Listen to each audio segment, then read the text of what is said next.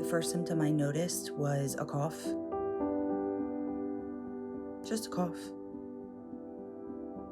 And about a month had gone by and I was taking over-the-counter meds and it wasn't going away.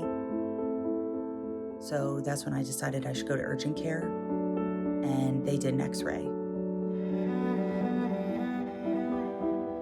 And that's when they saw the mass in my chest.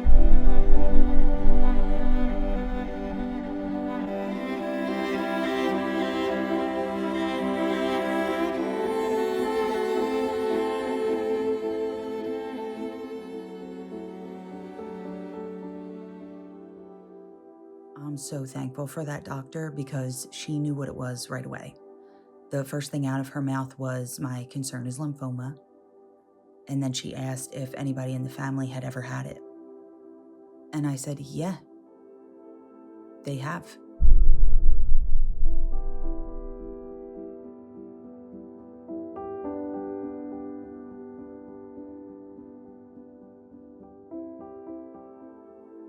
My Uncle Billy was just my favorite guy around. He had a house on the river, so we would spend the day tubing, and then he would take the boys fishing. He loved to have us all there for a long weekend. Like, he never got annoyed by having 5 kids at his house at all times. Yeah, he was the fun uncle for sure. Oddly enough, we were about the same age at diagnosis. So he was 25 when he was diagnosed with lymphoma, and I was 27. And both of our tumors were pretty much in the same spot, smack dab in the middle of our chests. Mine was 12 centimeters, so it was pretty big. And obviously, he lived through the lymphoma, and he was able to beat it back then. But sometimes it feels like it didn't really matter because cancer came for him again. In his 50s, he was diagnosed with stage 4 prostate cancer. And he didn't come back from that.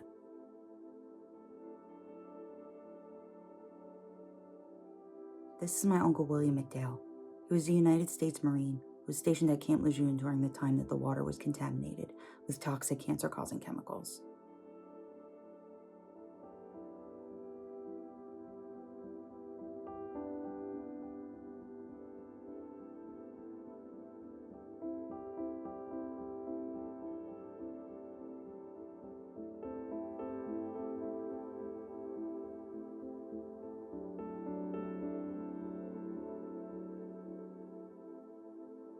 Both lymphoma and prostate cancer are 2 of the diseases listed that vets who were stationed at Lejeune have experienced. My grandpa, my uncle's father, was also a Marine stationed at Camp Lejeune during the time of contamination, and this was before my uncle was ever born. After my diagnosis, we actually met an older man who was a victim of Agent Orange in Vietnam. And at the time, his grandson was being treated for a brain tumor, and his medical team wondered if this was them seeing the trickle-down effect in real time, meaning that these could be genetic mutations that are being passed down through generations from the family members that were exposed to toxins in Lejeune and Vietnam. None of us knew it could be genetic. Nobody had ever said anything, no doctors or anything like that. We just kind of always thought it was just one of those things that happened to my uncle. Just bad luck. But since my own diagnosis and talking to oncologists and geneticists, they see a familial connection among a significant amount of cases. And they're looking for a gene or a genetic mutation. But as of today, they have not found one yet. And who's to say that due to my grandpa's exposure, that he didn't then pass down some kind of genetic mutation to his children, and then that got passed down to me? I really wonder, but I think it's one of those things we'll never really know.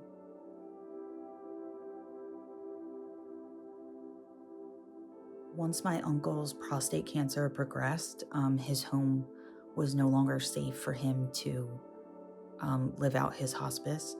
So my mom asked if I would be okay if he came and lived with us.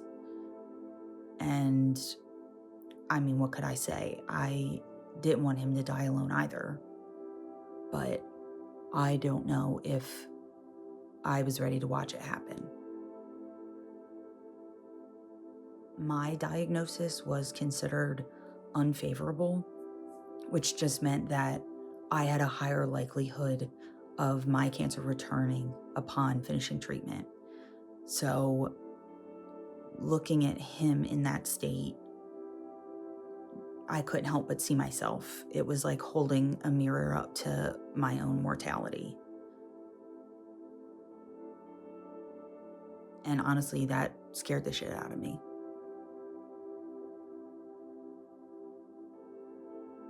We live in the city, so our house isn't very big. So he took up residence right in our living room. And we kind of joked that he was placed right where our Christmas tree would normally go. So we said, when the time came to decorate, we would have to wrap Christmas lights around his hospital bed. But he didn't make it past September. In the moment that he passed, I couldn't watch. It proved to be too much for me. I just kind of remember walking out into the backyard and staring up at the sky and just like letting out a big breath.